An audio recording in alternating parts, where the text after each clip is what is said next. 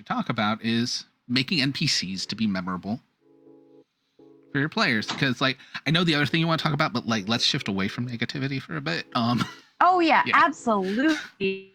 The first hour is just a real downer. But I whipped up some NPCs because it's going to be an even more character-based show. We're going to have more reoccurring characters. There's going to be a lot more bottle things where entire episodes might take place in the nightclub you guys are hooked at. I think a lot of the episodes are going to primarily take place in the nightclub. It's just well set up for it. But I don't know about you. That's one of my biggest worries is when I make NPCs. When I think an NPC is going to be memorable, they get dropped. When I make up a bullshit NPC, exactly. That's how Leroy Jenkins was born. Honestly, that's how Zimmy originally was born. And he was never as popular when I brought him back as a fully fleshed out NPC. When I just had to wing it and I made this little fluff ball that turned out to be a sociopath, everybody loved it. But with that, we do have some and things like that. What tips do you have for making an NPC memorable? Or not just memorable, but like your players are going to go back to them. They're going to come back in the story and not feel forced. So I think there's like classes, I guess, of NPCs. Like you've got your mentor NPC. You've got your, I guess, helper. Those that are there right when you need them, that have a special classification that you and your party doesn't. You've also got like the anti-hero NPC, basically the characters that your players don't necessarily want to work with, but they're the enemy of your enemy is my friend type of a situation. Those and at any point you can reuse them as a villain. Exactly. Yeah. But I think the ones at least my players gravitate towards is the mentor, the characters that can help them, guide them in a way when they can't figure it out themselves, or have a piece of the puzzle, or have just the right book exactly when they need it, and then you kill them off in the third act. 100%. But I really like those. And then you've also got like the heart NPC, those that kind of cheer your people on. I feel like those are the most common ones we all think everybody's going to latch on to. And it's either they latch on too hard or they don't at all. Oh, yeah. And I think the biggest thing is create more than you think you're going to need, because the NPC you love, they might not care about. They might not. I think one of the biggest problems, and luckily I don't fall into this trap. I've seen so many GMs fall into this trap of like, you'll love this NPC once you find out this about them. They're not going to. No, you can't. They're not going to find out. They have to be interesting to start with. Yeah. Like you can't just quirks. Assume they're going to like it because you created it. Quirks, playing off expectations works well. Absolutely. Like, this is just an evolution of the NPC that recently showed up in Tales from 2000, but like I'm evolving him, and Charlie is going to be pivotal. Love it. Charlie, the Grim Reaper taxi driver, like, but here's the thing, is a lot of these ones are written where even if they don't like them, I know the situations where they will need them. Exactly. Having an NPC be useful and having an NPC be lovable, typically, if an NPC is super useful and lovable, they're going to feel like a DM NPC. Lovable, you can't really control. Like, for all I know, Johnny Law, somebody's going to latch onto him. Johnny Law is going to become their pet, for all I know. I wouldn't bank on it, but it could happen. Which does bring in another one of the tropes, I think, is the bumbling idiot. Yes. The lackey. Those work really well if they're somewhat lovable, they're completely ineffective, and they're working for your enemy, but not an actual threat to you. Or even like they worked for the enemy and then they got screwed by the enemy and they want to help you now. Then they become useful. That is how Leroy Jenkins was born. That's how Leroy Jenkins was born. The thief that tried to double cross a council member and ended up turned into a rat. But then they find out after talking to him for 30 minutes, oh yeah, like my houses are filled with stolen goods.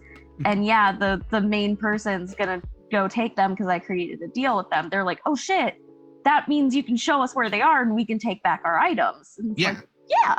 Yeah, I feel like there's two different aspects of NPC. So far, we've been talking about the personality, which with an NPC, the personality really matters. I think the other one is the usability of an NPC comes in two factors. Either they're a clue, at which point their sole purpose is to get information, or they're essentially a magic item or a resource. They give the players access to doing or getting something they normally can't, and they can do it somewhat reliably. Because the clue, or if they're a resource that can only ever be used once, expect that NPC to only ever show up once. You might get lucky and they'll come back, but if they stop being useful, people stop going to them. Like, Charlie is the goddamn Grim Reaper. He knows everyone who's died in the city, which means if you need to know if someone's dead, he will know. If you need to know where they died, he will know. Odds are he probably knows who killed them, but he won't share that information. I mean, that's also too easy. But like another example is stuff like when you talk about Leroy Jenkins, he's access to if stuff gets stolen. You can go to him. Rivet, I purposely made a completely unlikable NPC, but if you want to sell stolen goods, which we're dealing with a noir game, most of you are in the underworld, it's gonna come up. You gotta go through Rivet. It's not supposed to be, yay, we get to see Rivet. It's, oh man, I gotta go see Rivet. Oh, God. But what crazy ass thing's gonna happen? And that's where you get also the NPCs, where when they're constantly useful, so you're constantly having to go back to them, you can have them kind of just grow on the party. Like, I feel like Rivet's gonna grow. Rivet has grown on every party I've used him on. Because, like, you don't like him, but he's so insane, you want to know what's going to happen. I mean, realistic, in Tales from 2000, while she's your anchor, so your character loved her, Violet, not a likable character. Especially at the start. No, not really. She was a fuck up. She still is. And now she's, like, slightly malicious. But honestly, when you're talking about, like, let's take out Violet, everyone else is like, you don't do that to Aunt Violet.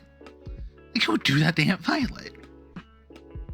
And then on the turn, like, Wally's Nana, I was just like, oh, it's just going to be the grandma, where everybody, like, to the point that fans were wanting to make sure, even if Wally left, if Nana would still be in the show. Because everybody fucking loves Nana. Like, they want me to make t-shirts for Nana's hot buns. I mean, Nana hot buns are great, though. They are.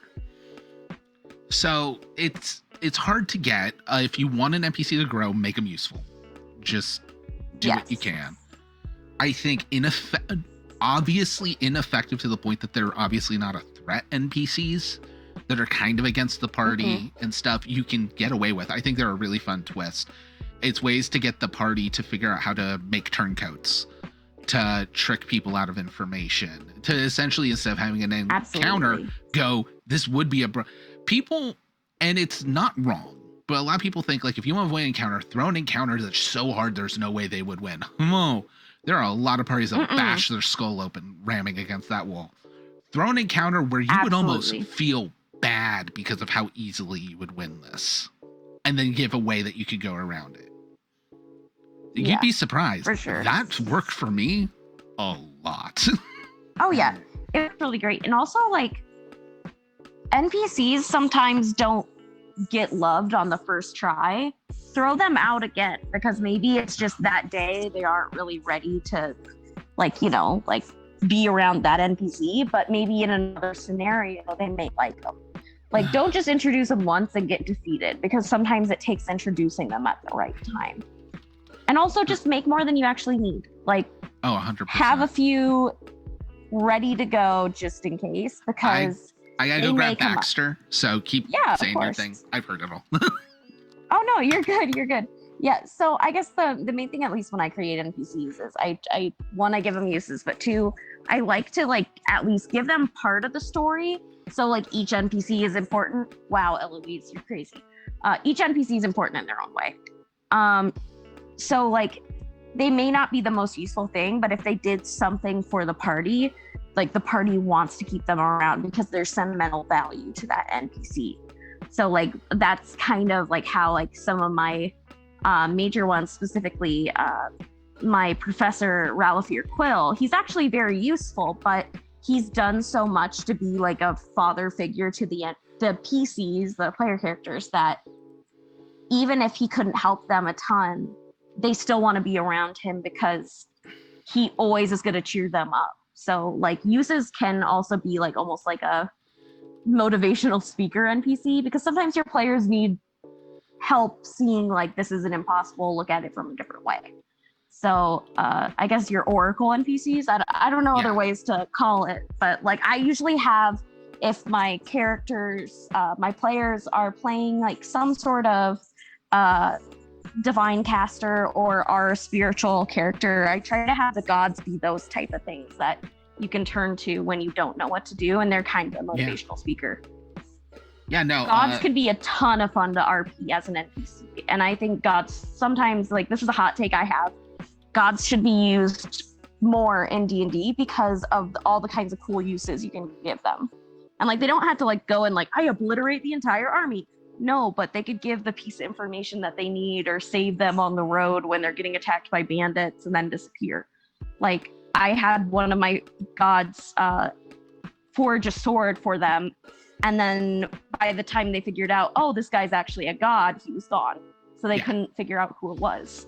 Stuff like that. Well, so I think it doubled up with especially the more powerful the NPC, but like make them flawed. Yes.